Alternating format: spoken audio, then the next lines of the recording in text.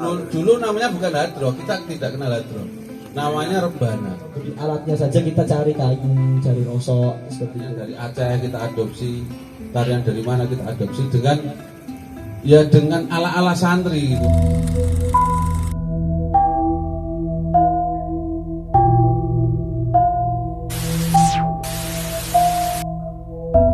Bismillahirrahmanirrahim. Alhamdulillahirabbil Allahumma sholli ala sayyidina Muhammadin wa ala ali sayyidina Muhammad. Teman-teman semuanya, alhamdulillah kita masih bisa pada malam hari ini kita masih bisa berkumpul di tempat yang insya Allah kita cari berkahnya di Randu Jembakar ini. Kita alhamdulillah tadi sudah bersama-sama rotib haddad, kita baca rotib haddad. Saya jarang kesini, tapi saya dengar rotib haddadnya memang cukup komplit. Artinya komplit, di situ juga ada di akhir-akhir baiknya ada sholawatnya. Jadi kebetulan sekali pada malam hari ini kita membicarakan masalah hadroh, masalah rebana. Di sini ya sholawat gitu saja. Jadi kemarin Mbah Hatar datang ke tempat saya, ke gubuk saya di Selembi. Mereka ngajak bareng-bareng untuk rembuk masalah rebana, masalah hadroh. Sebetulnya kalau sholawat, kalau saya secara pribadi, kalau misalkan ada pertanyaan, ini ada pertanyaan gitu, kapan sholawat? Kapan pertama kali sholawat gitu? Bro. Jadi ya pertama kali saya kenal sholawat itu ya ketika saya mengenal sholat itu. Ketika mengenal sholat berarti saya mengenal sholawat. Nah, ketika ditanya masalah kapan saya kenal masalah hadroh, ya sekitar tahun 95 saya itu kenal seni hadroh ini. Waktu itu saya masih kebetulan nyantri di salah satu pesantren di Boyolali. Jadi saya dikenalkan hadroh oleh beberapa teman-teman saya. Sebuah cerita yang sebetulnya sangat penuh perjuangan untuk membuat hadroh di terutama di daerah yang saya tempati saat itu, di Pondok Santri itu, karena saya tidak mau menyebut lembaganya, cuman memang saat itu ada salah satu tokoh memang tidak begitu senang dengan seni-seni termasuk hadroh. Cuman karena memang ada teman yang dari luar, yang teman santri yang dari luar, yang kebetulan dari sana sudah sering berkecimpung di hadroh, makanya dikenalkan di pesantren itu tentang hadroh. Awalnya memang butuh perjuangan karena memang tidak ada restu dari muassis, dari pemimpin pondok pesantren. Alhasil kita membuktikan saat itu bahwa ya apa salah yang kita membawakan ini memang untuk syiar, pertama untuk syiar pesantren, yang kedua yaitu tadi untuk membawakan sholawat Kanjeng Nabi. Jadi memang sebelumnya di pondok pesantren itu tidak ada sholawat, tidak didawamkan, mungkin tidak diperkenakan secara istiqomah apa yang mungkin kita kenal sekarang. Mungkin di pesantren-pesantren banyak yang melakukan mendawamkan sholawat. Mungkin semenjak viralnya Habib Syekh mungkin seperti itu. Tapi waktu saya itu mungkin di tempat saya saja mungkin ya. Jadi tahun 95 itu saya di pesantren saya memang tidak ada sholawat itu, tidak ada kesenian hadroh, tidak ada kesenian hadroh. Jadi oleh teman saya diajak beberapa rekan itu, yuk kita bikin hadrohan di sini. Dulu namanya bukan hadroh, kita tidak kenal hadroh. Namanya rebana, guys. Alat tidak punya. Jadi saat itu kita ambil alat-alat seadanya. Anggo ember. Ember, iya, iya, tapi memang bener mas itu ember.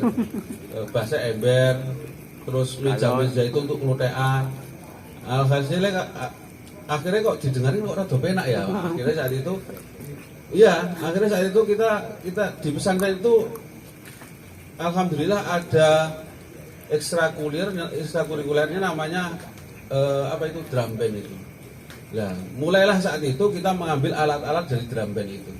Seperti mungkin kalau di sini kita mengenal, kalau saya itu dulu mengenal namanya tim-tom itu. Enggak, namanya apa itu?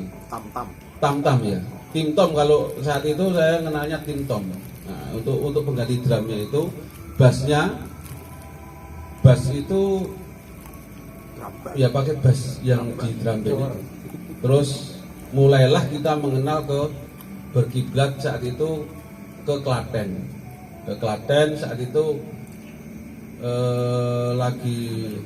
saat itu lagi viral-viralnya juga yang di Sragen itu Pak Kiai Haji Ma'ruf Islamuddin itu.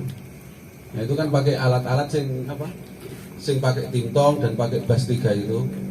Jadi kita belum mengenal yang namanya banjari, kita belum mengenal yang namanya pukulan ini banjari atau mungkin yang dikenal sekarang atau al-habsi. Yang penting enak untuk aneh gitu, didengarkan enak saat itu. Jadi mulai saat itu kita mengenalkan itu pas ke pesantren, mulai dari maulid-maulid yang ada di desa-desa itu kita kenalkan di situ. Berjanji tiba gitu. Sampai akhirnya kita saat itu pengen membuktikan bahwa kita juga siar pondok gitu. Nah, saat itu kita mulailah mengikuti lomba-lomba di beberapa tempat sing mengadakan perlombaan, termasuk di kampus-kampus kita sering mendapatkan undangan karena mungkin saat itu kampus sering mengadakan kegiatan-kegiatan sing sifatnya UKM itu.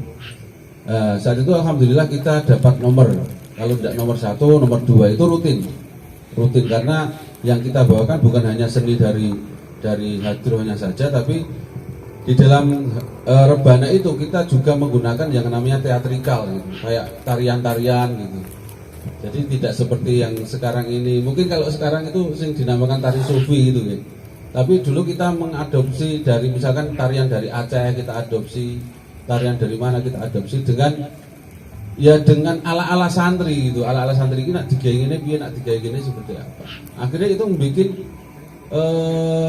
mungkin bagi masyarakat kampus jadi unik ya, rebana kok seperti ini. Selanjutnya untuk masalah hadroh, masalah rebana, saat itu memang kita tidak mengenal yang namanya banjari atau al-habsi. Yang kita kenal adalah pukulan-pukulan yang sifatnya yang kita dulu berkiblat ke Klaten. Kalau ke Klaten itu dulu terkenal yang namanya Pak Pur. Pak Pur itu kalau teman-teman yang ada yang seumuran saya insya Allah masih kenal yang basicnya memang di hadroh. Apalagi anak-anak dawar Boyolali itu dulu memang kiblatnya di sini. Jadi seperti misalkan ada Kalpika Buana, ada Nawakartika. Nawakartika itu cikal bakalnya Islamianto, Ustadz Islamianto itu Kiai Kanjeng itu memang awalnya dari Nawakartika itu, dari tempatnya Pak Pur Datur Jabar. Akhirnya saat itulah menurut cerita yang saya terima, saat itulah Cak Nun itu mengenal Islamianto lewat hadroh yang biasa saya lakukan bersama teman-teman itu, model-model semacam itu di Cepogo. Akhirnya kenalah dengan Cak Nun, kenalah dikenal oleh Cak Nun ya Islamianto itu. Juga saat itu saya sering kok dulu, walaupun di pesantren itu kadang ya jadi wong santri itu kadang enak belinge, kadang lungo yang jobo rapamit gitu. Ketika pengajian di daerah Batur, di daerah Jabar itu ya itu memang Islamianto saat itu wis gendiro gitu. Akhirnya memang ya suaranya kelingking ngoten. Berarti saiki ya seperti Mas Wildan ini. Jos dhuwur gitu loh maksudnya. Siapa Mas Wildan? Ya Mas Wildan gitu. Tapi saat itu memang kalau masalah suara memang punya khas-khasan tertentu ya, karena memang dulu itu sampai punya cerita seperti ini Mas, Mbak Hatta. Jadi ada seorang saat itu ya, nah sekarang kan pilihan hadroh sudah banyak ya, pilihan hadroh sudah banyak. Waktu itu ya hadroh itu kalau nggak Nawakartika ya Kalpika Buana, itu yang paling terkenal. Bahkan ada orang yang mau mantu punya hajatan itu loh, ngantenan itu diterima aja nggak geden rapopo ranek sumbangan dan yang lainnya. Sing penting pengajian ngisi Kalpika Buana atau sing ngisi Nawakartika yang saat itu masih vokalnya masih Islamianto gitu. Jadi sampai semacam itu. Kalau masalah pukulan gitu tadi. Jadi kita belum mengenal masalah hadroh, masalah banjari atau al-habsi. Jadi sangat beda sekali kalau pukulan waktu saya dulu dibandingkan dengan sekarang. Banjari, habsi yang dikenal sekarang ini dengan yang waktu itu, tutupannya bakal beda. Seadanya dengan model yang diciptakan mungkin oleh Pak Pur, itu Pak Carik daerah Mbah Atur. Itu mungkin perjalanan singkat saya mengenal hadroh dari yaitu tahun 95 sampai akhirnya saya kenal dengan Al Banjari, kenal dengan pukulan-pukulan hadroh ala Habib Syekh sekarang ini, Martapura. Saya juga dikenalkan, alhamdulillah bisa ditakdirkan ketemu dengan Cak Wildan ini, bisa belajar banyak tentang sholawat, bisa belajar banyak tentang hadroh, tentang pukulan, bagaimana pukulan itu bisa menjadi enak didengar, bisa menjadi lebih nak coro Kang Anjis lebih sangar. Jadi kan melangit jare ngono. Piye tutukan kok melangit ya iku sing iso ngrasakne sing cacah selawatan. Artinya memang dari pukulan-pukulan itu insya Allah kalau nak lemukul dari hati, soko hati, maksudnya dirasake dengan hati yang memang bentuk khidmah, tak kira juga akan tembus ke rasa, ke langit. Mungkin karepe semacam itu. Mungkin itu saja dari dulu Mbak Hatta. Bisa disambung lagi boleh. Oke, jadi ini ada info menarik. Ini dibuka itu apa itu? Di sejarah Rebana Solo Raya yang udah ada apa? Ada data atau jadi ada Kalpika, terus ada grup Kalpika Buana, Nawakartika, Kalpika Buana. Ternyata di Klaten ya. Kalpika Buana di Dawan. Ini sebenarnya ada informasi menarik karena memang di tahun-tahun itu kalau saya sendiri pun juga belum malah baru mendengar sekarang dengan adanya kayak grup-grup seperti itu. Langsung saja untuk pengalaman dari Gus Wildan sendiri, karena pasti kan yang masih kencang karena sebelum ini kan beliau juga udah ada acara tadi isi sholawat juga. Ini mungkin bisa di share awal kenal grup sholawat ya, terus derek ini Habib siapa gitu. Monggo Gus Wildan.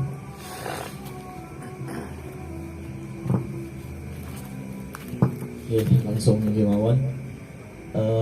Kalau kenal dengan musik hadroh ya atau rebana, kalau sholawat kan tadi sudah dijelaskan seperti Mas Tabim tadi. Kita kenal sholawat semenjak kita dikenalkan dengan sholat seperti itu. Nah, kalau perjalanan di musik sholawat atau mungkin hari ini orang bilang hadroh atau banjari atau dengan sebutan yang lain itu, semenjak saya TK itu di Semarang, saat itu di tahun 2005-2006 kalau TK. Nah, itu orang tua saya itu punya kumpulan kaset Haddad Alwi itu. Habib Alwi, Cinta Rasul. albumnya Cinta Rasul itu. Sampai Nah, di situ di TPA saya, di diniyah saya itu ada ekstrakurikuler Rebana.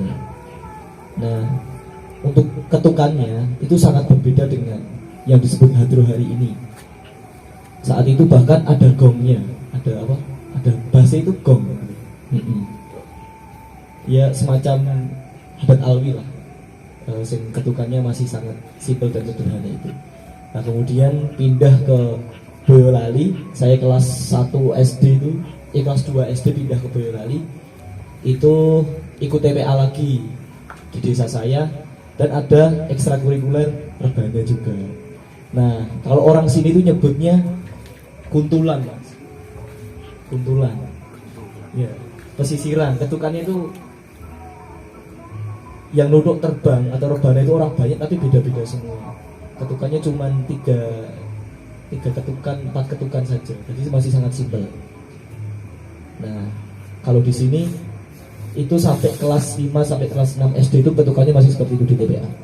Nah, baru kelas 6 mau masuk SMP itu lulusan itu Habib Syekh di Nepen di Balai Desa 2006 lo TKI 2006 ya, saya lulus SD itu 2012 2011 Habib Syekh di Balai Desa Nepen itu. Lah baru sejak itu di Nepen itu sudah ada hadroh, mulai dirintis hadroh. Mungkin sebelum Habib Syekh sudah ada gitu, Pak gitu. Sudah ada. Cuman nanti enggak jauh-jauh dari Habib Syekh. Mungkin udah kenal Habib Syekh dulu. Nah, tapi saya mulai kenal hadroh yang ketukan sekarang yang disebut hadroh Habsyi itu tadi setelah ada Habib Syekh di Nepen itu via grup Ahbabur Rasul, hadroh Ahbabur Rasul Nepen. Itu di Lebak. Lah, pada akhirnya karena desa saya itu Kembang, Dukuh Kembang, sebelah itu di Dukuh Lebak. Akhirnya Dukuh saya itu bikin sendiri, namanya Rodotus Salaf. Taman-taman orang kuno itu. Nah, itu namanya hadroh saya yang pertama yang saya benar-benar ikut merintis. Karena dari cara membeli alatnya saja kita cari kayu, cari rosok seperti itu. Itu real tuh, cari rosok, cari kayu, sampai akhirnya ada seorang yang dermawan itu nutup kurangannya, ditugaskan hadroh ke alat hadroh ke Demak. Akhirnya kita bikin hadroh yang baru untuk Rodotus Salaf. Nah sejak Rodotus Salaf itu berdiri, akhirnya kan kita kenal-kenal dengan guru-guru hadroh yang ada di sekitar kita di Kecamatan Teras dulu wabil khusus. Kemudian saya ikut Nurul Mustafa itu Bentangan. Nah Nurul Mustafa itu nanti juga ada sejarahnya. Dulu juga bukan hadroh yang seperti sekarang. Dulu malah kuntulan, terus orjen tunggal gitu. Apa sih namanya? Hadroh ada orjennya itu kayak Mbah Ma'ruf Amin. Mbah Ma'ruf Isamuddin. Nah seperti itu sampai sekarang jadi hadroh. Nah setelah Nurul Mustafa itu saya kenal sama Ahbabul Mustafa Boyolali. Yang hari itu ternyata Ahbabul Mustafa Boyolali itu udah lama. Terus singkat cerita ada urusan internal, ada persoalan internal yang mengharuskan Ahbabul Mustafa Boyolali itu mengalami kekosongan kepengurusan. Nah akhirnya Pak Yai itu kenal saya di Karangkepoh, namanya Pak Yai Mansur. Nah, akhirnya saya diminta untuk menghidupkan kembali, merekonsiliasi kembali hadroh Ahbabul Mustafa Boyolali. Yang katanya itu yang sah dari Habib Syekh. Boyolali itu cabangnya Mbah Mansur gitu. Nah, terus akhirnya di Ahbabul Mustafa Boyolali saya kenal dengan relasi-relasi hadroh yang lebih tinggi, yang lebih luas lah katakanlah. Nah akhirnya di basecamp Ahbabul Mustafa Boyolali yang di Karangkepoh itu ada rutinan selapanan. Ketemulah saya dengan Habib Ali Zainal Abidin atau Habib Ali bin Yahya Al-Habsyi yang hari ini beliau dalam meten Pelosok Kerep. Nah dulu saya kemudian jadi munsidnya beliau. Mungkin beliau suka dengan suara saya atau bagaimana saya nggak tahu. Dan itu yang saya impi-impikan saat itu. Saya masih kelas 1 SMA itu kemudian dijadikan munsidnya Habib Ali itu 1,5 tahun ada. 1,5 tahun atau 2 tahun. derek Habib Ali kemana-mana, sampai pokoknya Habib Ali keluar kota, keluar pulau pun sedereknya kulo karena dari musiknya itu tadi. Nah akhirnya saya pamitan dengan Habib Ali itu konteksnya saya mau kuliah pas ujian nasional begitu.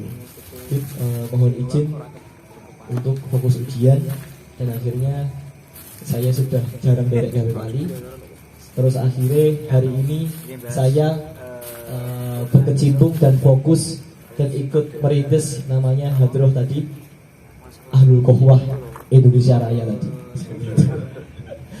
Gak Solo Raya lagi tapi Indonesia Raya. Nah, tapi kemudian nanti mungkin akan jadi pembahasan yang lebih mendalam ya terkait dengan dalam musik Hadroh. Mungkin kita bisa nyebut genre gitu aja lah.